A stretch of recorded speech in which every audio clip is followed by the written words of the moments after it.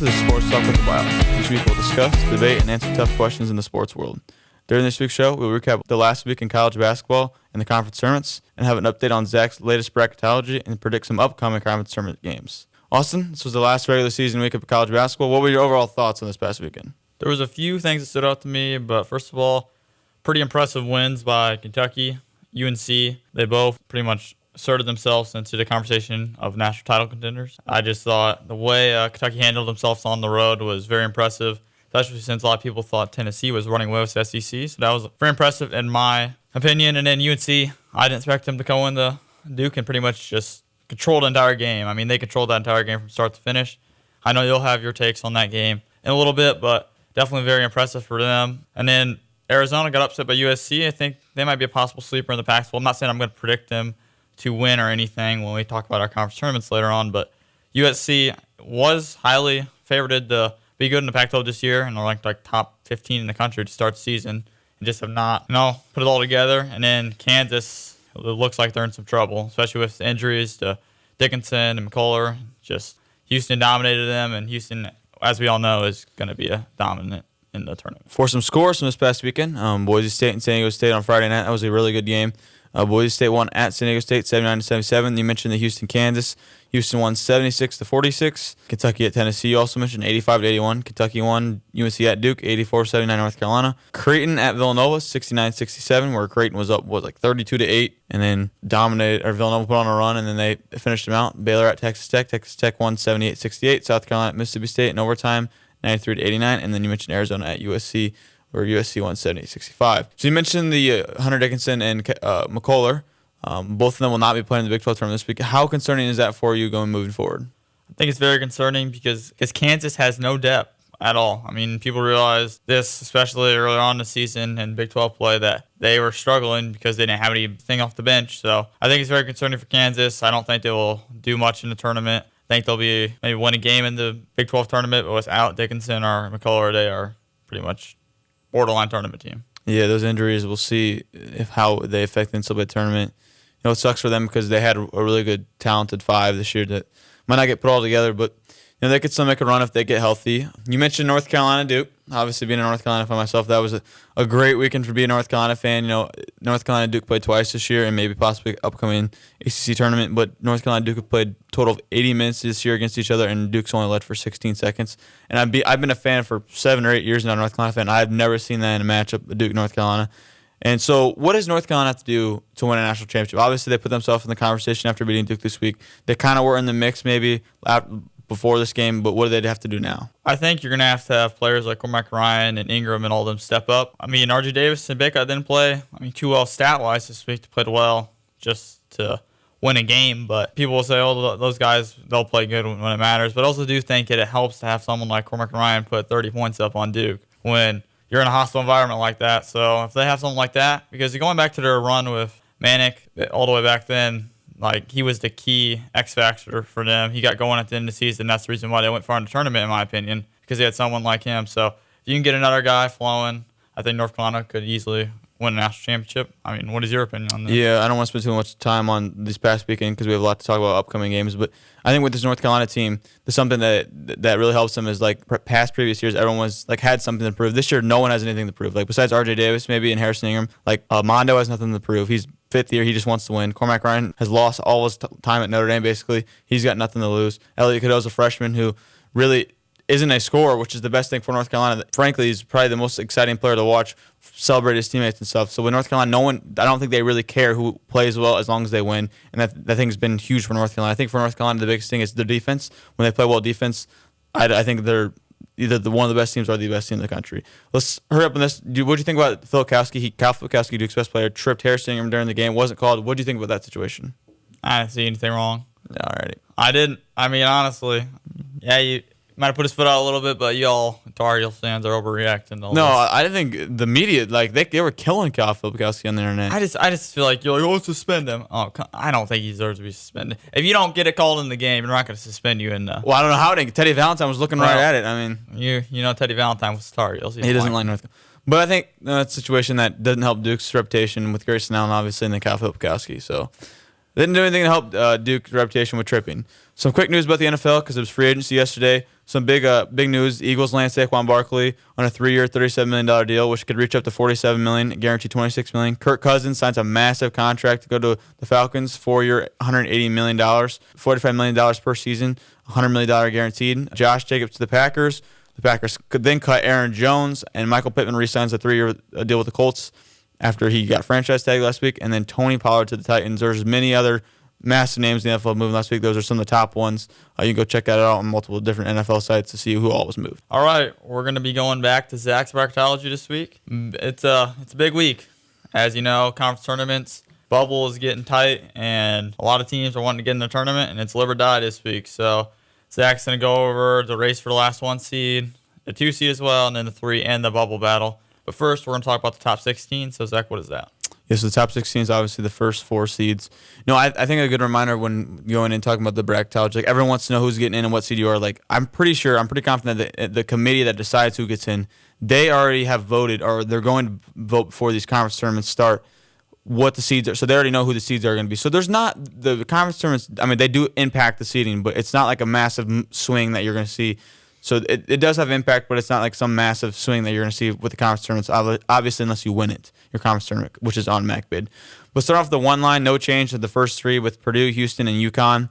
And then the last couple weeks with the last 1 seed we kind of talked about between North Carolina, Tennessee, and Arizona. I think Arizona has solidified themselves as probably the last in that group. It's probably going to stay that way. So the last number 1 race between North Carolina and Tennessee. With that, North Carolina has the head-to-head matchup with Tennessee, which was a win back in the start of the season in the ACC-SEC Challenge. Tennessee has slightly better metrics and then slightly better wins. But I think with this, when it comes down to it, I think the committee values who's playing well, and not that Tennessee was playing great until they lost to Kentucky, but recently North Carolina has played really well, just as well as Tennessee. And then I think that little head-to-head matchup between North Carolina and Tennessee could end up deciding.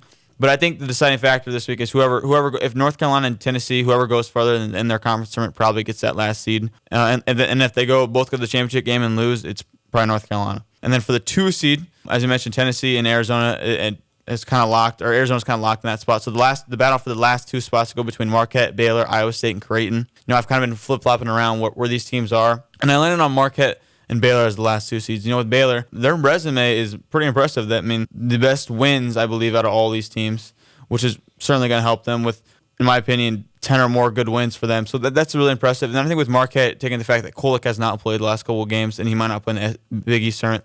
So I think that does have an impact. And then with Creighton, I think them and Iowa State are right there. Iowa State, I believe, lost this weekend, so that certainly hurt them not playing well. And kind of hurt their metrics, which were kind of helping them bet more than some other teams. So that certainly hurt them. But, all these teams are going to be battling for the 2 and 3 spot. I don't know how much of a difference it makes besides the location where you're at. And then with the rest of the 3 line, so it starts with Iowa State, Creighton, Kentucky, and Kansas. Kentucky moves up after winning at Tennessee this weekend. One of the most impressive wins of the season probably you can get is winning at Tennessee. And then with Kansas, I see a lot of people like, oh, Kansas should be like a 4 or 5, maybe 6 seed. Like, there's not a lot of teams who have better wins than Kansas. Kansas has beat UConn, which not a lot of teams have beat UConn. They also have multiple wins out in the Maui. And then they have impressive wins against Houston at home, which is a number 2 overall seed right now. So, I think it's hard to say that Kansas doesn't deserve the high of a seed. Yeah, I'd like to say, for you wise, do you think Kansas gets moved down with McCullough and Dickinson being hurt? Committee wise, do you think they'll take into fact that injuries, because they have in the past, they've kept teams out because of injuries. So you think they might move them down a seed line or 2 if the injuries are still consisting? With anything, yeah, I think with anything it would help them, because if they took into account the injuries, they would move them down. Because without Dickinson and McCullough, they've had that would hurt, would certainly help their case that they didn't play. So why would they move them down? But I think it depends on how significant the Dickinson injury is. I think he dislocated his shoulder. We were watching that game and he dislocated it. And I think with him, if it's if he's not going to be able to play the first 2 rounds, then that could impact their seed maybe.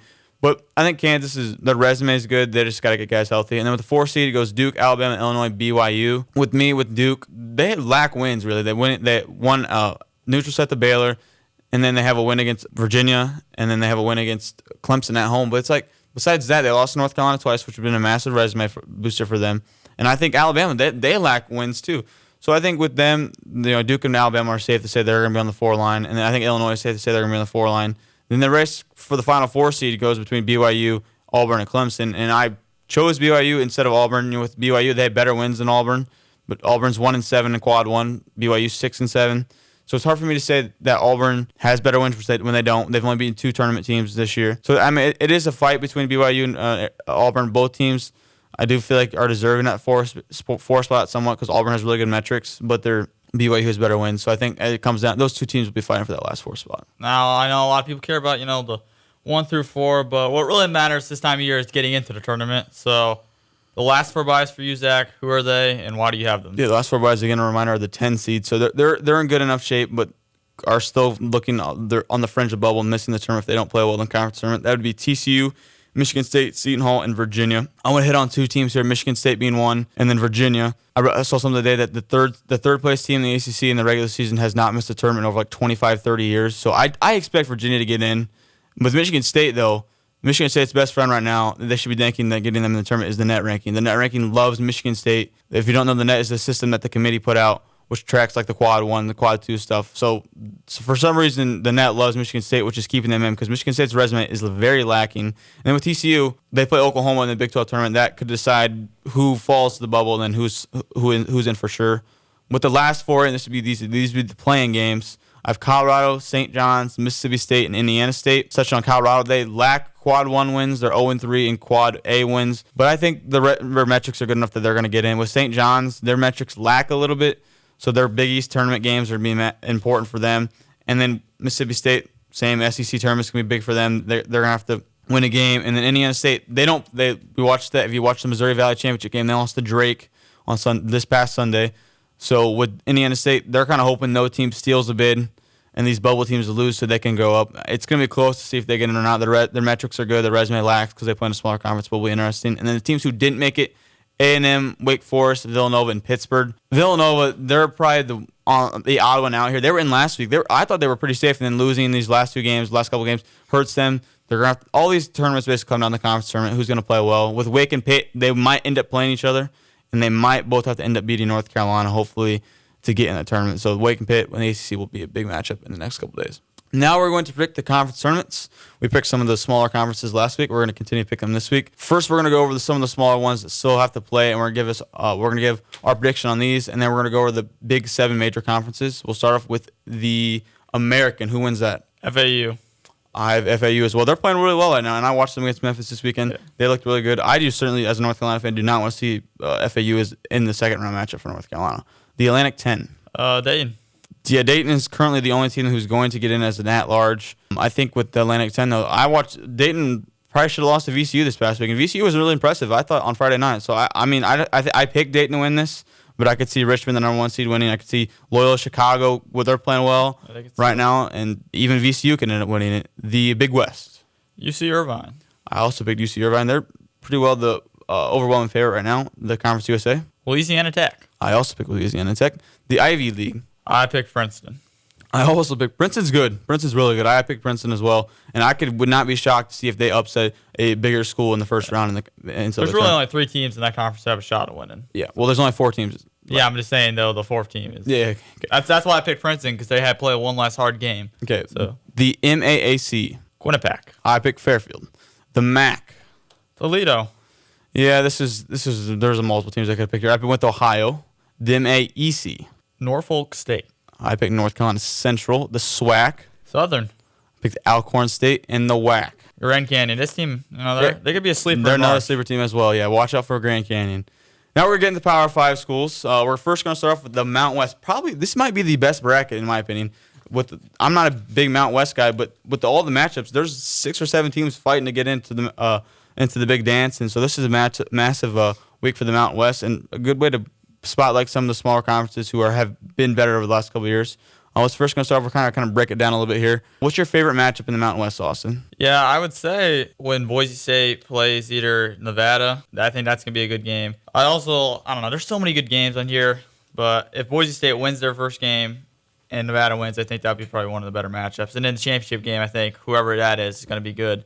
There's a lot of good teams, and yeah. Yeah, this is interesting. I think there's going to be 6 teams who get in the Mountain West for sure. New Mexico is on the 6th line right now, so they're going to have to win a couple of games to even get in. But I think you mentioned Nevada, Boise State. I think that'd be Nevada's playing really good basketball right now, and I think for me that's going to be my. I picked Nevada to win this. Austin, who did you pick to win this? I picked Boise State to win the Mountain West.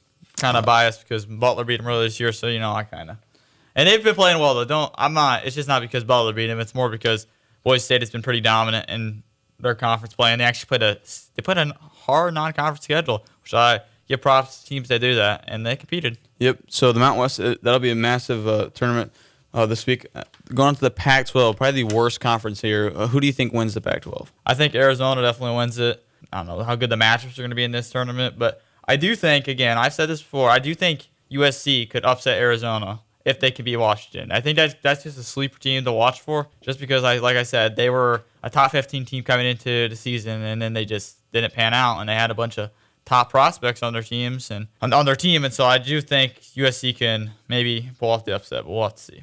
Yeah, I have Arizona winning as well. I think my favorite matchup would probably be the Washington State-Colorado. Colorado's going to have to fight to get in the tournament with that game. And even beating Utah would probably put them in the tournament. But with Washington State and Colorado, I think both teams are going to probably be in, so that'll be a fun matchup. But I have Arizona winning that. Moving to the SEC, Austin, what is your favorite matchup in the SEC? I think it's going to be probably the championship game or somewhere in the semifinals. For me, it'd probably be Tennessee, South Carolina, or Tennessee, Auburn, whoever plays that. I have South Carolina beating Auburn, but I do think that will be a good game. And then the championship game, I have Tennessee winning the entire tournament, but I also have Kentucky getting there again. So I think a rematch would be pretty well for the SEC. Yeah, you have Tennessee winning. I think a sleeper team to watch out for is Arkansas, the 12th seed. And I'm not saying they're going to win it, but that team has so much talent that has not panned out. And they really should beat Alabama this weekend. They were up most of the game on Alabama and at Alabama, and they lost. So I think watch out for Arkansas. They can score. They don't play a lot of defense. They can score. A lot of the teams SEC can score but can't play defense. So that'll be interesting. I think a matchup you mentioned, Tennessee, South Carolina will be a fun matchup. And then I think Tennessee, Kentucky, I think should be the championship game where I have Tennessee winning. That'll be a fun matchup. Next is the Big Ten. What is your favorite matchup in the Big Ten? I'm going to go with Purdue and Illinois in the championship game. That is my predictions. I also do think if Michigan State can beat Minnesota versus Purdue, that will be a big game for Michigan State. And I think that'll be a good game as well. I know you're probably going to talk about that game as well. Yeah, there's a couple of big games in this tournament. I think Ohio State is one to look at. Ohio State still has a small shot to get in an at-large bid, so beating Illinois would do that, and whoever they'd play at the bottom could put them in. But I think with Michigan State, that's a big matchup since it's in Minneapolis, playing Minnesota, and then with Purdue and Michigan State. I think Michigan State's in if they beat Minnesota, but beating Purdue would kind of submit themselves as for sure. I think Purdue, Illinois, you mentioned, I think that's going to be the best matchup. And I saw a stat, I think it's the last 4 years, the winner of the Big Ten tournament has not got past the second round. So, if you do win if you win the Big Ten tournament, doesn't mean you're going to go far in March. We've seen that with Purdue and then Iowa a couple years ago. But I have Illinois beating Purdue. That stat's probably based off a lot of Purdue, is it? And Iowa, yeah. But, I have Illinois beating Purdue. I think it's hard to beat a team 3 times. But I contradict myself here with the next ACC, Austin. Who do you think, what's your favorite matchup in the ACC? Oh, yeah, and I picked Purdue in the Big Ten. I don't know. I'd probably say Clemson, Virginia early on. If Clemson could beat Miami, which, again, Miami could be a sleeper team. I think I have them beating Boston College today, actually. So do I, yep. We'll see, but a championship game will also be a dogfight, whoever's there. For my champion, I pick Clemson. I very much do trust P.J. Hall, and I think Clemson will beat North Carolina in championship. Yeah, this ACC has a lot of good not a lot of good matchups because it's kind of down league this year, but the quarterfinals could see a lot of good matchups with Wake and Pitt, and then Virginia and Clemson, even Syracuse and Duke. That'll be a fun matchup with Virginia trying to solidify themselves. Syracuse possibly has a small shot to still get it, and then the winner of Wake and Pitt, I mentioned earlier, probably going to decide who's going to be left out and who has a shot to still get into the tournament. But I have Duke UNC championship game again. I have Duke UNC winning again. Yep.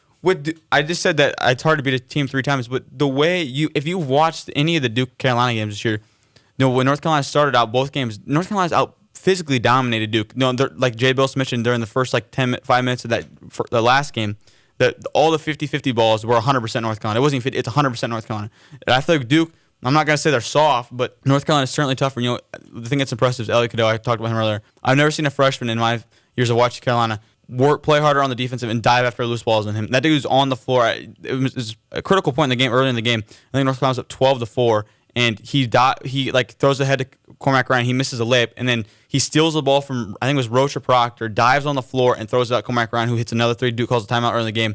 Those type of plays are massive game changers in a basketball game. So I think Duke and North Carolina, if North Carolina played them again, I think they're tougher than Duke, and I think that's why UNC would win again. The Big 12, obviously some big news with McCullough and Dickinson being out. Does that impact your bracket at all? It definitely does. I was going to have Kansas go to the championship game, possibly, but with them out, they'll beat Cincinnati.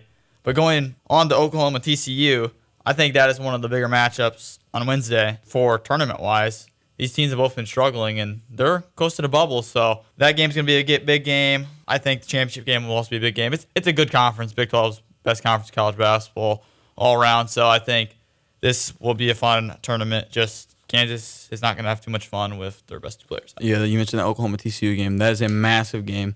The loser of that game, likely more TCU than Oklahoma, will see themselves possibly in a playing game. That is a massive game. That is tomorrow at 2 o'clock. But you mentioned the quarterfinals. The quarterfinals, we could see like all the quarterfinal games could be really massive games. One to look out for is Iowa State, Texas. Texas is playing really well. And Texas, I think, in my opinion, is a very underrated team with Max Amos coming over. And they have a lot of guys who can score the basketball with Texas, and they're solidly deep. So I would say Texas Iowa State is probably my favorite matchup in the quarterfinals. And then my championship game is Texas Houston. I have Houston winning. Yeah, I had Houston winning. So I think that's a massive game. So we both have Houston winning. They seem like possibly the best team in college basketball right now. And then to the Big East, probably the best event out of all these is the Madison Square Garden, the Big East tournament. What is your favorite matchup in this? And then who do you think wins? I think if Kolek plays, I think Marquette Creighton will be my favorite matchup because I love watching Creighton because they can score, and then Marquette, they can score as well. I don't know. I think it'll be a fun tournament. I'm hoping Butler makes a run. We got to beat Xavier opening night, and then that UConn game will be massive for us. So we'll see, but it's going to be fun. The Big East tournament is probably the biggest tournament out of all of them just because there's so many bubble teams in this conference, as you've just said, and said in the past couple weeks for your bracketology. You've named pretty much every Big East team besides Georgetown and DePaul. I think it's going to be a big tournament. I'm very excited, and I have Creighton winning this tournament as well. Yeah, this is a massive tournament for the bubble with Butler, Seton Hall, St. John's, and Providence and Villanova. So the bubble will determine all those teams likely, beside Providence and Villanova, will have to win their second game because they put Georgetown and DePaul the first game, which will not do anything for them. And with Butler, they're going to have to go to the finals to even have a shot to get in the tournament. St. John's, Seton Hall will be a massive matchup. I think Seton Hall and St. John's, I think Seton Hall's safe. They'll probably be a playing game if they lose, but St. John's certainly has to win that game to feel safe going on Sunday. I have UConn winning this matchup between Creighton and UConn in the finals. That'd be an entertaining matchup. You also mentioned the Creighton-Marquette matchup. That'd be a very entertaining game as well. But this will be an exciting week. Conference tournaments are always exciting. A lot of games going on, and it kind of gets you prepped for March Madness next week. If you enjoyed this week's show, make sure to come back next week where we will recap the college basketball conference tournaments and preview the NCAA tournament. Remember, our show airs every Wednesday morning at 7 a.m. Now available on YouTube.